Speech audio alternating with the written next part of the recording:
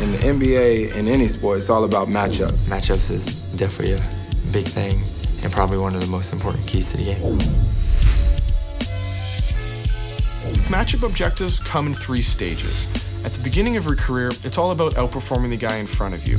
The better he is, the more of a reward you'll get for outperforming him. You know, regardless of, the attributes that he may have, you got to use your attributes to your ability or to your advantage. As you grow and develop, you reach the second stage of the matchup objectives. The expectations are a little higher of you now in your second or third year. When I first came in, I wasn't worried about the key matchups or anything. Now, in my 10th year and going into the league, the kind of defenses are kind of, focused more on me. If you lose a matchup to a player with a lower overall rating than you, it's going to cost you.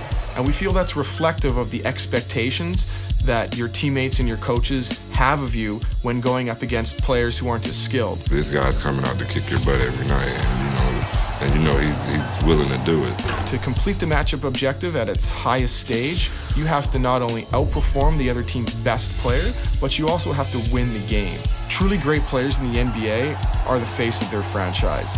They're the guys that are in the storyline every night, regardless of position. To be the highest scorer, high in assists, high in rebounds, high in blocks, you have to dominate some area of the game. They might not be necessarily matched up against each other, but people are going to be comparing them against each other in the box scores. It's always going to be a marquee matchup. You may be the center, you may be the guard, but a lot of times how those two guys play is going to influence the outcome. At the end of the day, being a legend is winning. It's a lot of guys who's going to be great and is going to be legendary in this game, but to really go down in the books as a legend, you have to win, and you have to win on the biggest stage.